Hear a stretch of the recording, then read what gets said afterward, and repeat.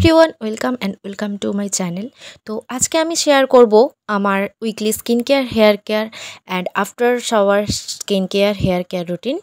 তো প্রথমেই আমি এখানে উডেন কোম দিয়ে আমার হেয়ারটা ডিট্যাঙ্গেল করে নিচ্ছি।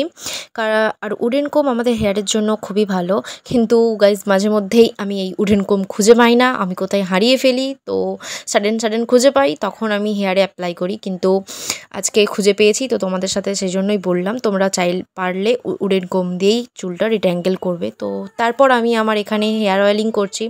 যখন আমার হেয়ারটা খুব ড্যামেজ মনে হয়, ড্যামেজ ফিল করি, তো তখন আমি ফ্রিজি ফিল করি, তো তখনই আমি খুব প্রচণ্ড পরিমাণে, একটু বেশি পরিমাণে অয়েলিং করি। নয়তো আমি খুব অল্প পরিমাণেই অয়েল নিয়ে অয়েলিং করি। তো আমি আজকে খুব অল্প পরিমাণে নিয়েই অয়েলিং করেছি। অয়েলিং করার পর আমি এটা আধ ঘন্টা রাখবো, তোমরা চাইলে 1 ঘন্টাও রাখতে পারো। তারপর আমি এখানে আমার ফেসটা শেভিং করব। তো ফেস শেভিংয়ের আগে আমি আমার ফেসটা ভালোভাবে ওয়েট টিস্যু দিয়ে ক্লিন করে নিচ্ছি। তোমরাও কিন্তু ফার্স্টে ফেসটা ক্লিন করে নেবে। দেন আমি অ্যালোভেরা জেল ইউজ করব ফুল ফেসে। তোমরা চাইলে ফেসিয়াল অয়েল বা কোনো ময়শ্চারাইজার দিয়েও ফেস শেভিং করতে পারো, তো আমার এটাই কমফোর্টেবল ফিল হয়। তো আমি এই জন্য অ্যালোভেরা জেল দিয়েই আমি আমার ফেসটা শেভিং করি। তো আমি আমার ফুল ফেসে অ্যালোভেরা জেলটা ভালোভাবে লাগিয়ে নেব। তো আমি এখানে একটা ফেস রেজার নিয়েছি, এমনি কোনো কোম্পানির না, ইজিলি তোমরা মার্কেটে পেয়ে যাবে। তো আমি এবার ফেসটা শেভিং করছি। সবসময় নিচের দিকে রেখে এটাকে শেভ করবে, কখনোই ওপর দিকে চালাবে না। তো আমি কিভাবে করছি তোমরা দেখতেই পাচ্ছ। তোমরা অনেকেই ভয় পাও যে রেজার দিয়ে রিমুভ করলে ফেসিয়াল হেয়ার অনেকটা গ্রোথ হয়ে যায়, কিন্তু একদমই না।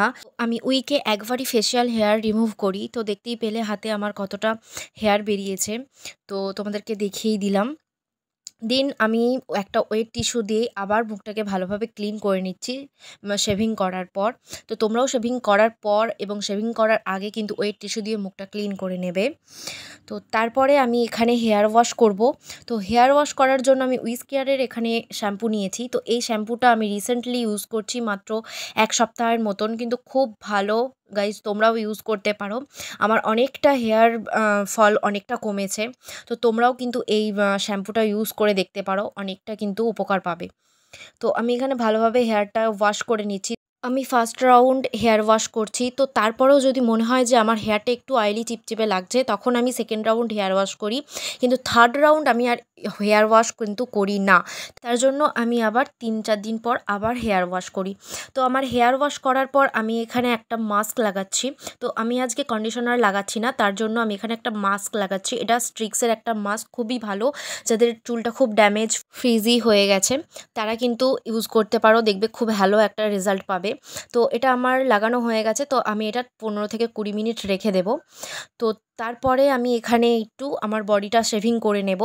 তো আমার বডি শেভিং করার আগে আমি বডিটাকে ওয়েট করে নিচ্ছি। তারপর আমি এই লাক্সের বডি ওয়াশটা ইউজ করছি। তো এটা আমার খুব ভালো লাগে, এর ফ্রেগরেন্সটাও খুব সুন্দর। তো এটা আমি আমার হাতে সারা বডিতে লাগিয়ে নেব। তো এরপর আমি বডি শেভিং করব। আমি এখানে ভেনাসের রেজার ইউজ করছি, তোমরা চাইলে অন্য কোনো রেজারও ইউজ করতে পারো।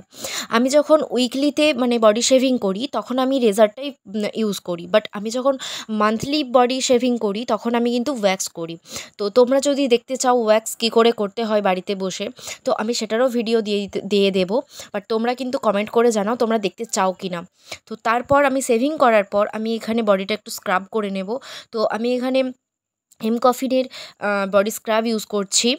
তোমরা অন্য কোনো স্ক্রাবও ইউজ করতে পারো। এছাড়াও তোমরা যদি ঘরে তৈরি করা বডি স্ক্রাব দেখতে চাও তো আমাকে কমেন্ট করে জানাও, তাহলে আমি DIY স্ক্রাব শেয়ার করে দেব। তো আমি এখানে স্ক্রাব করে ফেলেছি। তো আমার স্কিনটা এবার ভালোভাবে আমি ধুয়ে নিচ্ছি। তো ধুয়ে নেওয়ার পর দেখতেই পাচ্ছ আমার হাতটা কতটা গ্লো লাগছে। তোমরাও কিন্তু এইভাবে বাড়িতে শেভিং করতে পারো। তো এরপর আমি আমার হেয়ারটা খুব ভালোভাবে ধুয়ে নেব, যেহেতু আমি এখানে মাস্ক ইউজ করেছিলাম।